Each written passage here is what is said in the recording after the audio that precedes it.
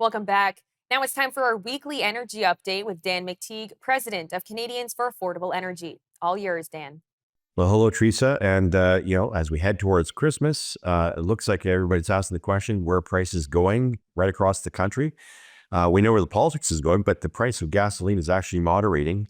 We're a couple of pennies less than we were this time last year. And that's a bit of a miracle because the Canadian dollar has lost about 7% of its value, or about 7, 8 cents since the beginning of November. It took 136 pennies to buy a US dollar today, 143, 144. And we're pushing the levels we haven't seen since the shutdown of the Canadian economy and many other economies with COVID back on March 20th, which was Thursday in 2020, when we saw the Canadian dollar trade at 144.95. The fact that they're that close means that there's some signals of concern about the Canadian economy. It isn't just the low price of natural gas and propane and, of course, energy. It is also, of course, the country becomes less attractive. But I digress. I think for this week and possibly into next week, this is the time of season where oil companies tend to write off some of their losses. And there have been some this year, obviously, with lower than expected prices. So that's going to keep a damper on prices moving up. But come 2025, it's the new year, which we can talk about next week.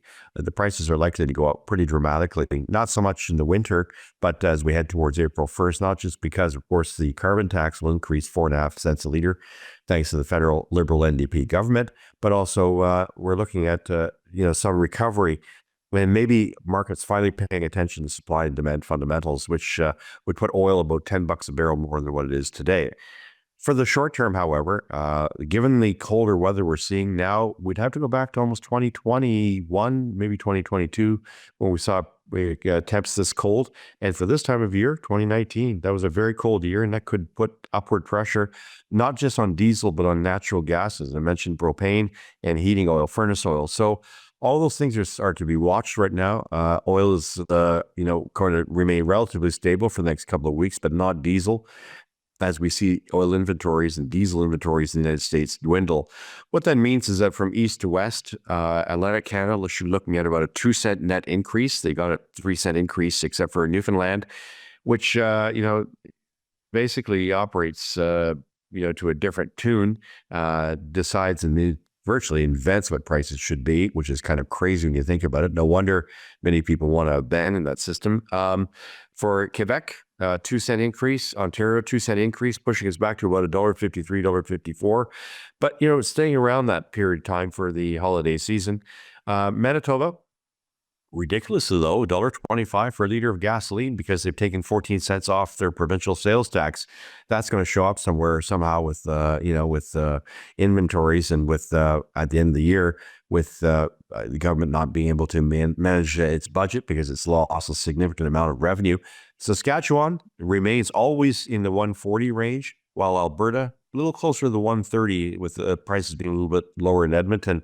As for British Columbia, Central, Interior BC, look for them to remain in the 164 to 168 range, a little higher in places like Prince George and Kelowna, but nevertheless, that's not going to change much, maybe up a penny on average. And of course, Vancouver, which is now seeing prices move from 168 back to 175, possibly moving to 180. We're finally seeing Vancouver prices reflect reality that there is greater demand on the West Coast. Now, all of this really means that we're looking at much higher prices for 2025.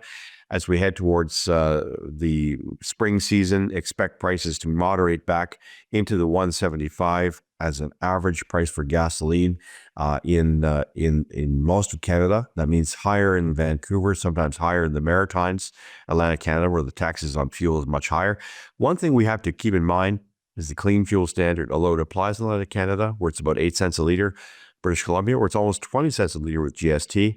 We're now looking at a situation where the rest of the country can expect those prices to move up a little bit to reflect a 4 to 5 cent increase. So all in all, 2025 is going to be more expensive than 2024. But for Christmas and the holiday period, as slow and easy wins the race, prices aren't going to be moving all that much. Thanks, and we'll talk to you next week, Teresa. Thanks for that, Dan. Again, that was Dan McTeague, President of Canadians for Affordable Energy, with Forum Daily's weekly energy update.